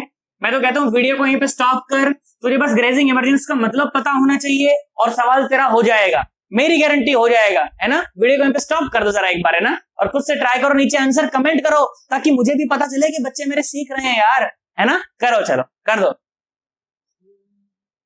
आरती कुंज बिहारी के, श्री गिरधर मदन मुरारी के, आरती कुंज बिहारी के, श्री गिरधर मदन मुरारी के। हुआ है क्या, बोलो सन्नाटो मेरे प्यारे प्यारे बच्चों, हुआ तुमसे, कमेंट करो नीचे अब, ठीक है। अब मैं कराता हूं, सुन देख क्या बोला कि ग्रेजिंग इमरजेंस के लिए आई बताएं, क्या बताएं कि ग्रेजिंग इमरजेंस के लिए क्या बताएं, आई बताएं, ठीक है। ग्रेजिंग इमरजेंस का मतलब क्या है कि लाइट रे से गई खुपाच, ठीक है, उसके बाद ऐसे two two two two two two two two two two two two two two, और यहां से लाइट ऐसे गई। यही तो मतलब है ग्रेजिंग इमरजेंस का, कुछ और मतलब थोड़ी ही है ना। इसका मतलब कि ये एंगल है 90 डिग्री। मैंने कहा ठीक है कोई बात नहीं, और ये एंगल को कुछ भी बोल देते हैं, R2 बोल देते हैं, है ना, क्योंकि वही अभी तक कन्वेंशन चले आ रहा है। बाकी तू क्या कबूतर है ना, कुछ भी बोल, मुझे इस बात से कोई लेना देना नहीं है ना। इसको R2 बोलने से कुछ भी R1 बोल रहे हैं ना, कोई दिक्कत नहीं। सुन मैं क्या बोला, सुन देख ध्यान से देख। मैंने कहा देख पहले ना इस जगह पे स्नेल्स लॉ लगा, देख फायदा होगा उससे। सर यहां से कैलकुलेशन कर लो सर, ऐसे करके ऐसे, हाँ एक ही बात है बेटा, कोई दिक्कत नहीं है, तो ऐसे कर ले कोई दिक्कत नहीं। मैं तेरी कैलकुलेशन को थोड़ा छोटा करता हूँ, कैलकुलेशन को थोड़ा सा छोटा करता हूँ। क्या बोला मैंने, बोला इस वाले सरफेस पर स्नेल्स लॉ लगा। मैंने लगाया, सुन स्नेल्स लॉ लगाया, क्या मिला, n1 sin i is equal to n2 sin r। ठीक है, मैंने स्नेल्स लॉ लगाया। सुन n1 जहां से रे जा रही है, n2 जहां जा रही, रे जा रही है प्रिज्म से बाहर हवा में, ठीक है, प्रिज्म से और बाहर हवा में रे जा रही, तो n1 क्या है √2 और sin i की जगह पे क्या है बेटा r2 है ना। n1 जहां जा रही है और sin r की जगह पे क्या है 90 डिग्री, तो भाई साहब ये तो 1 ही, तो sin r2 is equal to कितना आ गया, R2 कितना आया, sin R2 कितना आया, sin R2 आया 1/√2, तो भाई साहब R2 आ गया 45 डिग्री। R2 कितना आया 45 डिग्री आ गया, और R2 अगर 45 डिग्री आ गया तो R1 मेरे से निकल ही जाएगा, क्योंकि मैं जानता हूं ना R1 plus R2 is equal to A, तो भाई साहब R1 is equal to A minus R2, तो R1 is equal to 75 minus 45 भाई साहब, तो R1 कितना आ गया रे, R1 तो अभी गयो मारो 30 डिग्री। हाँ ना बोलो सन्नाटो, बोला आया कि नहीं आया। चल अब आगे कर लेते हैं। देखो देखो ध्यान से देखो, ओके देख सुन, R1 आया, R1 कितना है 30 डिग्री है ना, ये आ गया 30 डिग्री। अब यहाँ पर स्नेल्स लॉ लगा ले, अब यहाँ पर स्नेल्स लॉ लगा ले, देख आई पता चल जाएगा, बोल पता चलेगा कि नहीं लगेगा। सुनो आ जाओ, स्नेल्स लॉ लगाओ यहाँ पे, n1 sin i is equal to n2 sin r, है ना, और i की वैल्यू तो मुझे निकालनी। देखिए इस वाले सरफेस के लिए रे हवा से और अंदर प्रिज्म में आ रही है ना, इस वाले सरफेस के लिए, ये जो फर्स्ट सरफेस है, ये सेकंड सरफेस था, है ना, फर्स्ट सरफेस के लिए रे हवा से प्रिज्म में आ रही, तो n1 क्या है, हवा है 1, मैं हवा हूं वतन मेरा। n2 कहां जा रही है, प्रिज्म में जा रही है √2, और साथ में साइन R2 R1, ये तो मैंने निकाल ही लिया इसके लिए, कितना आया 30 degree. Okay, sine i is equal to √2 और साइन 30 1/2, तो भाई साहब sine i is equal to 1/√2, तो i कितना आ गया 45 डिग्री आ गया भाई साहब, है ना। मतलब अगर आप रे को 45 डिग्री पर अगर डालोगे, एक ऐसा प्रिज्म जिसका एंगल ऑफ प्रिज्म 75 डिग्री हो और रिफ्रैक्टिव इंडेक्स अगर √2 हो, तो जो अगर आप रे डालेंगे किस पर 45 डिग्री पर, तो भाई साहब ग्रेजिंग इमरजेंस होगा। कैसा होगा, ग्रेजिंग इमरजेंस होगा, इसमें कोई परेशानी वाली बात नहीं। आई होप तुमको बात समझ आ गई होगी यार, है ना। प्रिज्म भाई साहब बहुत लंबा रहता है, अभी तो सवाल कराऊंगा सारे इत्मीनान से कराऊंगा, प्यार से एकदम, है ना, मजे मजे में गाड़ी चलेगी अपनी, आराम आराम से चलेंगे भाई साहब, कोई जल्दीबाजी अपने को करने की आवश्यकता नहीं है भाई साहब। जल्दी का काम शैतान का होता है, जल्दी नहीं करेंगे, आराम आराम से करेंगे, है ना, रोज करेंगे, थोड़ा थोड़ा थोड़ा थोड़ा थोड़ा थोड़ा करेंगे, और भाई साहब मंजिल को पाना जरूर है। सिलेक्शन अपना होना चाहिए, सिलेक्शन अपना होना चाहिए भाई साहब। अपने को क्या नजर आनी चाहिए सपने में भी, या तो IIT नजर आनी चाहिए, एम्स नजर आना चाहिए, इसके नीचे अपना कोई काम नहीं, है ना। गारंटी मेरी, प्रॉमिस मेरा भाई साहब, +1 का और +2 का पूरा कोर्स जेईई एडवांस लेवल तक का फॉर फ्री भाई साहब इसी चैनल के ऊपर मैं लगाऊंगा और लगा के ही रहूंगा। बोल बात समझ आई है कि नहीं आई है सर, अच्छे से समझ आई सर ये बात तो आपकी, है ना। चलो इसका मस्त एकदम स्क्रीनशॉट ले लो, उसके बाद फिर मैं चर्चा को और आगे बढ़ाता हूँ। लो बेटा आओ सुनो, एक और सवाल तुम्हें दिखाता हूँ, बहुत ही जानदार सवाल दिखाता हूँ, सुनो। तो क्या बोला गया, इस तरह से बोला गया कि मान लीजिए ये एक प्रिज्म है, ओके। बच्चा बोला ठीक है सर प्रिज्म है, मान गया सर मैं आपकी बात को, ठीक है। मैंने बोला कि ये प्रिज्म एंगल जो है ना, आपको दे दिया गया कि ये 30 डिग्री है। कैसा है ये, 30 डिग्री है। मैंने कहा ठीक है, और ये जो प्रिज्म का जो रिफ्रैक्टिव इंडेक्स है ना, वो म्यू है, ठीक है। और क्या बोला कि ये जो नॉर्मल है ना इस सरफेस पर, इस नॉर्मल के साथ 45 डिग्री का एक एंगल बनाकर ये रे गिरती है। बच्चा बोला ठीक सर, ये बात भी आपकी समझ गया। अब सवाल सुन ध्यान से। अब मैं क्या बोला कि प्रिज्म का जो ये सरफेस है ना, ये वाला सरफेस, यहां से रे बाहर निकलती है ना आमतौर पर, मैंने क्या बोला, मैं इसको सिल्वर कर देता हूं, पीछे से पॉलिश कर देता हूं। तो जैसे ही मैंने इसको पीछे से पॉलिश करा तो क्या ये आगे से एक मिरर बन गया क्या? तो रे जाके जब इसे टकराएगी तो बाहर नहीं निकलेगी, अंदर ही घूम जाएगी। बोल बात समझ आई है कि नहीं आई? बच्चा बोला हाँ सर मिरर से टकरा के तो वापस आती है रे, है ना, पार थोड़ी जाती है। अब देख मैंने क्या सवाल पूछा बच्चे को, मैंने सवाल पूछा कि बेटा find out the value of mu. Mu क्या है? Refractive index of the prism, ठीक है। Find out the value of refractive index of the prism such that the incident ray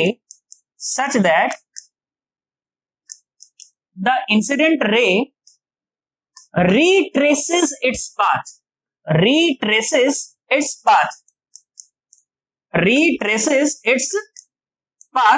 after reflection.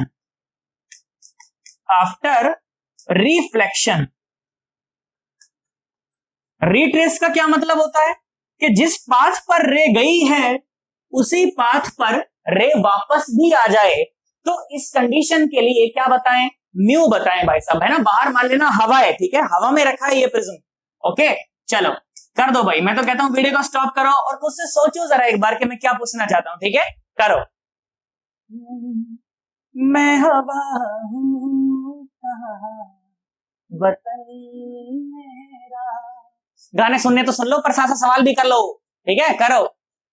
मैं हवा हूं वतन मेरा, वक्त मेरा, नहीं चमन मेरा। हुआ है कि नहीं हुआ? हुआ है। देख सुन, मैं कंसेप्ट बताता हूँ। कंसेप्ट क्या है? सुन बेटा, मिरर पर जब कोई रे टकराए और टकरा के अपने ही पास पर वापस निकल जाए तो इस चीज का क्या मतलब है? सोच के देख सुन, मैं बोला कि मान ले ये एक मिरर है, ठीक है। मैं बोला बच्चे को बेटा एक मिरर है, ठीक है। तो अगर रेस के ऊपर टकराए और जिस रास्ते आई थी उसे ही रास्ते जाए, इसे बोलते हैं रिट्रेस करना, है ना। रे जिस रास्ते आए उसी रास्ते वापस जाए, इसे बोलते हैं रिट्रेस करना। तो बच्चा बोला हाँ सर समझ गया। अब बच्चे ने सोचा कि सर ऐसे रे डालूं तो इस मिरर के ऊपर ऐसे रे आएगी तो ऐसे जाएगी। अब इसे रिट्रेस करना थोड़ी कहते हैं। अब बच्चा परेशान। फिर मैंने बच्चे को बताया, मैंने कहा देख बेटा सुन, अगर रे जाकर ऐसे ही टकरा जाए तो? बच्चा बोला हाँ सर, ऐसे टकराएगी तो ऐसे ही वापस आएगी, है कि नहीं यार? ऐसे टकराएगी तो ऐसे ही वापस आएगी, मतलब कि रे को मिरर के परपेंडिकुलर टकराना होगा। एंगल ऑफ इंसिडेंस 0 होना चाहिए। सुन, एंगल ऑफ इंसिडेंस मतलब नॉर्मल के साथ, तो एंगल ऑफ इंसिडेंस तो 0 है, पर मिरर के साथ कितना एंगल बन रहा है? मिरर के साथ एंगल बन रहा है 90 डिग्री। मतलब कि अगर मिरर के परपेंडिकुलर रे अगर जाएगी ना तो टकरा के अपने पाथ को रिट्रेस कर लेगी। बच्चा बोला हाँ सर ये तो समझ आया। इसका मतलब कि रे जो है ना वो टकराई थी मिरर के परपेंडिकुलर, मतलब कि ये जो एंगल है ना ये कैसा है? 90 डिग्री का है, तभी अपने पाथ को ये रिट्रेस कर सकती है, और नहीं तो रिट्रेस करना भाई साहब पॉसिबल ही नहीं है।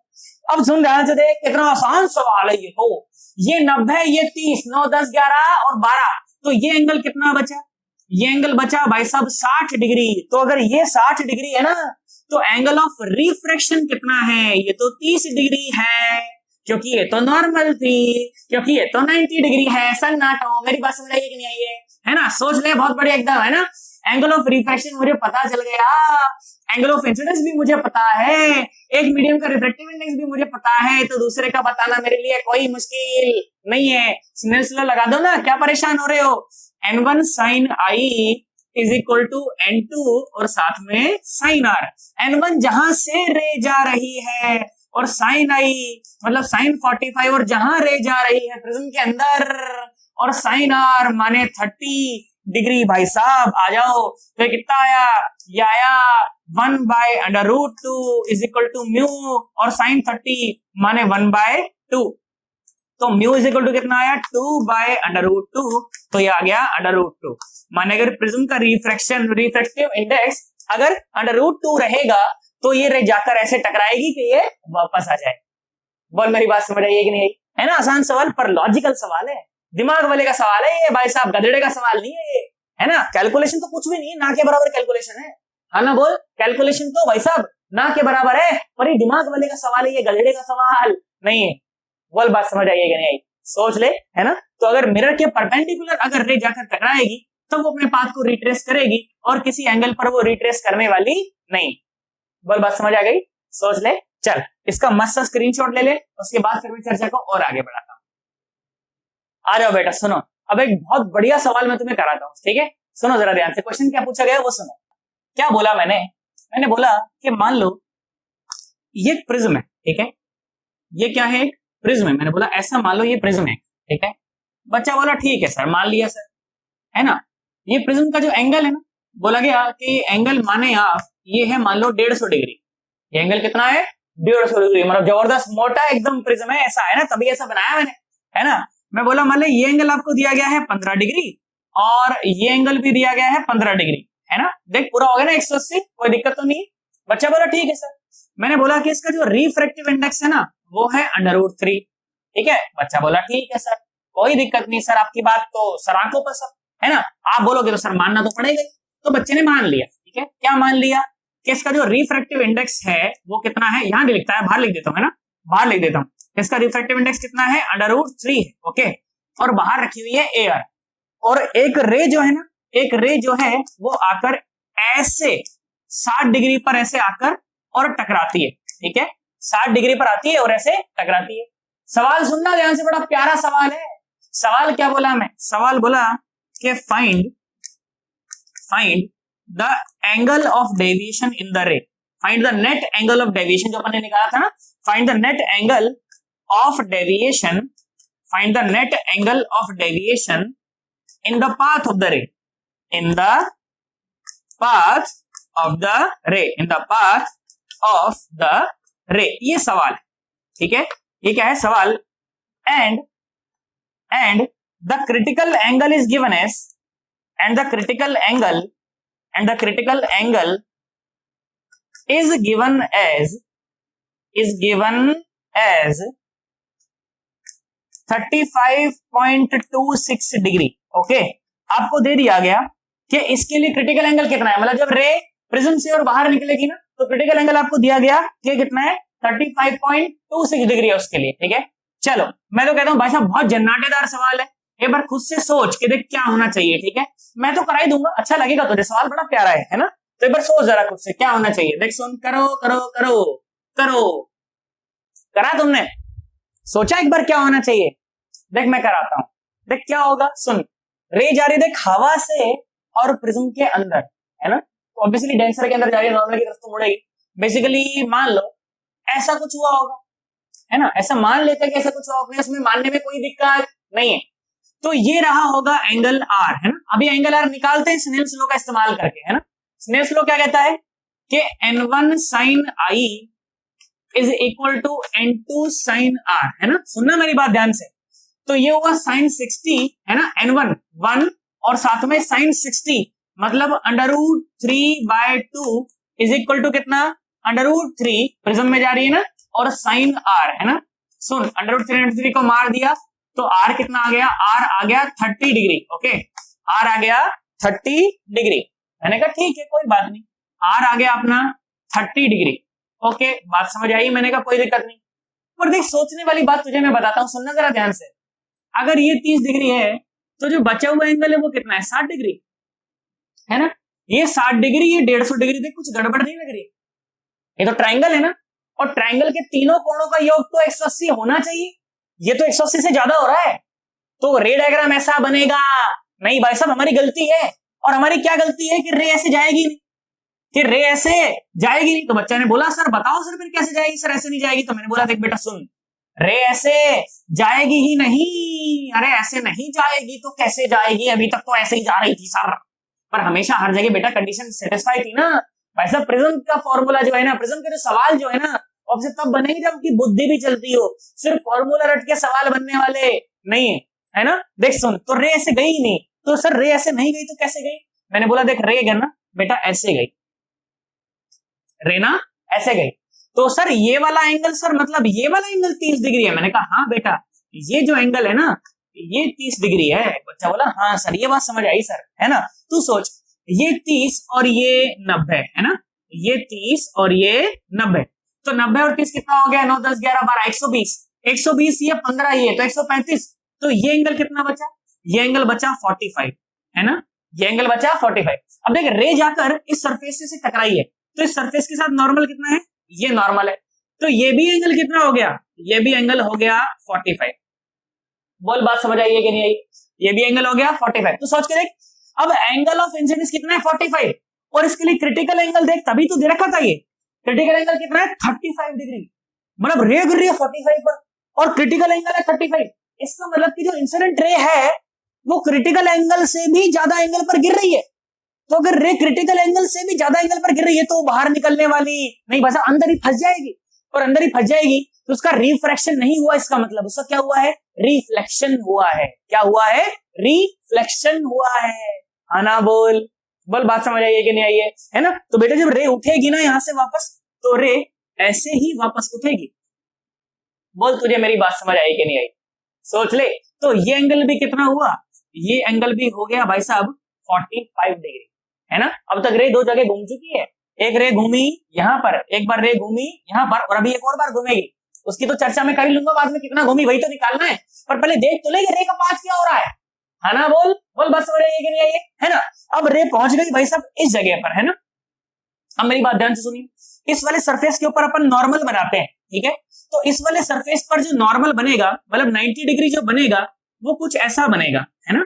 ये होगा इस सरफेस के ऊपर नॉर्मल, है ना, ये हो गया इस सरफेस के ऊपर नॉर्मल। बच्चे ने बोला ठीक सर, आपकी बात सर बिल्कुल समझ आई सर, कोई दिक्कत नहीं, खोपाच खोपाच खोपाच खोपाच खोपाच, सर आपकी बात समझ आई सर, कोई दिक्कत नहीं। ये 90 डिग्री, सोच ध्यान से देख, ये 45 तो ये भी 45, बहुत बढ़िया, ये 45 ये 90, है ना। हाँ ना बोल ध्यान से देख, ये 45 ध्यान से देख, ये 90 है ना बोलो, और ये 15, है ना। 45 और 15 कितना हुआ 55, 55 और 90 कितना हुआ, देखो सुनो 90 और 55 ये हुआ 5 9 10 11 12 13 14 145, 145 180 में से 145 घटा दो, सन्नाटो हाँ ना बोलो। देखो मैं कैलकुलेशन में गलती कर सकता हूँ, ध्यान देना, ठीक है। ये हुआ 45 और कितना 15, 45 और 15 कितना हो गया 5 और 5 10 और एक 5 60 हो गया ना, ये तो ये कितना हो गया 60 डिग्री हो गया। तो ये आया 0 9 10 11 12 13 14 15 भाई साहब 150, है ना, ये 150 आया। इसका मतलब कि ये एंगल कितना है, ये एंगल है 30 डिग्री, कितना है 30 डिग्री। नॉर्मल कैलकुलेशन यार, टोटल 180 होना चाहिए, उसमें से ये 45 ये 15 तो कितना हुआ 60, 60 और 90 कितना हो गया 150, अरे हाँ ना बोल 60 और 90 कितना हो गया 150, तो जो बाकी बचा वो कितना 30 डिग्री, हाँ ना बोल दे, पक्की बात है ना। अब सुनो, अब क्या हुआ, रे कहां जा रही है डेंसर से रेयर में, और एंगल ऑफ इंसिडेंस कितना है 30 डिग्री है, जो कि क्रिटिकल एंगल से कम है। तो अब रे बाहर निकल जाएगी, अब रे बाहर निकल जाएगी, किसी एंगल ऑफ इंसिडेंट ई पर बाहर निकल जाएगी। वो मैं निकाल लेता हूं फिर से स्नेल्स लॉ लगाकर, है ना। आ जाओ फिर से स्नेल्स लॉ लगाते हैं। तो n1 sin i is equal to n2 sin r। n1 क्या हुआ, n1 हो गया भाई साहब जहां से रे जा रही √3 में से जा रही है ना, और sin i मतलब sin 30, है ना, sin हो गया 30 और हवा में जा रही है, और e ही तो मुझे निकालना है, यही तो मेरा काम है ना। तो √3/2 is equal to sin e। तो भाई साहब e कितना आ गया, e आ गया भाई साहब 60 डिग्री, कितना आ गया 60 डिग्री, मतलब कि जो पूरा एंगल है ना ये है 60 डिग्री। चलो अब घूमना निकालते हैं, रे का कहां कहां रे कितना कितना घूमी, सुनो ध्यान से देखो। तो रे को असलियत में जाना था ऐसा, है ना, ध्यान से देख ले, पर गई ऐसा, तो इतना घूम गई ना, इसको Δ1 बोल दिया, ठीक है। अब सुन देख Δ1 तुझे कैलकुलेट करवाता हूं मैं, सुनो। तो Δ1 कितना आया देख, सुन ध्यान से देख, ध्यान से देख, ये पूरा एंगल है 60, है ना, तो ये पूरा एंगल भी होना चाहिए 60, ध्यान से देख ले, ये पूरा एंगल है 60, तो ये पूरा एंगल भी होना चाहिए 60, 60 में से ये है 30, तो ऊपर का बचा हुआ भी 30 भाई साहब 30 डिग्री। और कैसा घूमी है, क्लॉकवाइज घूमी है, तुमने खुद ही देखा, मेरा उसमें कोई रोल नहीं है। अब देख रे यहां पर गिरी ऐसा और गई ऐसा, है ना, ध्यान से देख, रे गिरी ऐसा और गई ऐसा, ध्यान से देख। तो रे को असलियत में जाना था ऐसा, है ना, असलियत में जाना था ऐसा, पर गई ऐसा, पर गई ऐसा। सोच पूरा एंगल कितना है 180 डिग्री, पूरा एंगल कितना है 180 डिग्री, उसमें से ये 90 घटा दे तो बचा हुआ कितना है 90, है ना, बोलो। तो डेल्टा टू कितना आया 90 डिग्री। और ये कैसा है एंटी क्लॉकवाइज, है ना, ऐसा घूमी है रे, ऐसे जा रही थी ऐसे गई, तो रे ऐसे घूमी ना, ऐसे जाना था ऐसे गई तो एंटी क्लॉकवाइज घूमी, है ना। तो 90 डिग्री एंटी क्लॉकवाइज, अच्छा बहुत बढ़िया, 90 डिग्री एंटी क्लॉकवाइज, है ना। एक डायरेक्शन को तुम लोग पॉजिटिव ले लेना तो दूसरी अपने आप नेगेटिव मानी जाएगी, ठीक है, जोड़ते हुए ध्यान रखेंगे। अच्छा सुन, यहां पर देख, ध्यान से देख, रे को जाना था ऐसा, है ना, पर गई ऐसा, तो इतना घूम गई ना। बोल बात समझ आई कि नहीं, सोच ले। अब ध्यान से देख, ये 30 है तो ये भी 30 है ना, सुन, ये 30 तो ये भी 30, ये 30 तो ये भी 30, और पूरा है 60, है ना, ऊपर ऊपर का है 30 और पूरा है 60, तो कितना घूमी भाई साहब 30 घूमी, है ना। कितना घूमी डेल्टा टू भाई साहब 30 डिग्री घूमी और क्लॉकवाइज घूमी। कैसा घूमी, क्लॉकवाइज घूमी। मैं तो कहता हूं क्लॉकवाइज को तू पॉजिटिव डायरेक्शन मान ले, तो जो एंटी क्लॉकवाइज डायरेक्शन वो कैसी हो जाएगी, नेगेटिव हो जाएगी, है ना। आ जाओ सुनो, डेल्टा नेट निकाल लेते हैं। सुनो, तो डेल्टा नेट कितना आया, ये आया delta 1 plus delta 2 plus delta 3, तो कितना आया 30 डिग्री माइनस 90 डिग्री और प्लस का 30 डिग्री। इसमें कोई परेशानी नहीं, है ना। ध्यान से देखो तो कितना आया, ये आया 60 माइनस 90 मतलब के माइनस 30 डिग्री, और माइनस 30 डिग्री का क्या मतलब है, इसका मतलब है कि 30 डिग्री एंटी क्लॉकवाइज। कैसे घूमी है 30 डिग्री एंटी क्लॉकवाइज, है ना, माइनस है ना, और मैंने एंटी क्लॉकवाइज को माइनस माना था, इसका मतलब कि 30 डिग्री एंटी क्लॉकवाइज, या आप इसे ऐसा भी बोल सकते हैं, कैसा, कि 330 डिग्री क्लॉकवाइज। कैसा भी बोल सकते हैं 330 डिग्री क्लॉकवाइज। आई होप तुमको मेरी बात समझ आ गई होगी यार, है ना। तो ये थी भाई साहब अपनी जबरदस्त सी चर्चा आज की। पर ऐसा बिल्कुल नहीं समझना है कि प्रिज्म खत्म हो गया है, कम से कम 1.5 घंटे का प्रिज्म अभी और रहता है भाई साहब, रिफ्रैक्शन में ही 1.5 घंटे का और रहता है, डिस्पर्शन में तो भाई साहब अभी और 1 घंटे की वीडियो और बननी बाकी है ना। तो कम से कम 2 से 2.5 घंटे का प्रिज्म हम लोग कम से कम पढ़ेंगे, ताकि अब एक भी कैसा भी क्वेश्चन है ना प्रिज्म का तो अपने से छूटे ना यार वो। बोल मेरी बात समझ आई है कि नहीं आई है, सोच ले, पक्की बात एकदम। और भाई साहब यहाँ तक आए हो तो इसका मतलब तुम्हें वीडियो अच्छे से समझ आई होगी, और अगर समझ आई है तो भाई साहब लाइक जरूर करना है, चैनल को सब्सक्राइब अभी तक नहीं किया है तो चैनल को सब्सक्राइब जरूर कर लेना। यहाँ पर देखो लाल रंग का बटन नजर आ रहा होगा, इस पर जोर से जूता फेंक के मारो भाई साहब, हिट हो जाना चाहिए एकदम ये, है ना। और बेटा इन वीडियोस को अपने दोस्तों के साथ भी शेयर करना, है ना, ताकि उनका भी भला हो जाए यार, है ना। जैसे जैसे तुम लोग सब्सक्राइब करोगे, अपने दोस्तों के साथ शेयर करोगे, तो चैनल की रीचेबिलिटी थोड़ी सी बढ़ती चली जाएगी, और चैनल की रीचेबिलिटी अगर बढ़ती चली जाएगी तो ये वीडियोस उन बच्चों तक भी पहुंच पाएगी जिन बच्चों को इनकी बहुत जरूरत है और जिनकी जेब में कोचिंग का पैसा नहीं है। मेरा लक्ष्य सिर्फ यही है कि उन बच्चों तक भी मैं अच्छा मटेरियल पहुंचा सकूं, अच्छा क्वालिटी कंटेंट उन तक पहुंचा सकूं, ताकि उनको कोचिंग की जरूरत ना पड़े, है ना। और ये मैं नहीं करूंगा, ये करोगे आप लोग, है ना। जैसे जैसे आप लोग सब्सक्राइब करोगे रीचेबिलिटी बढ़ जाएगी, तो उस बच्चे तक ये पहुंच जाएगी जिसे जरूरत है यार, है ना। और यही बस हमारा लक्ष्य है, यही हमारा मोटो है, ठीक है। चलो अगली वीडियो में मिलते हैं, तब तक के लिए बाय बाय, टाटा।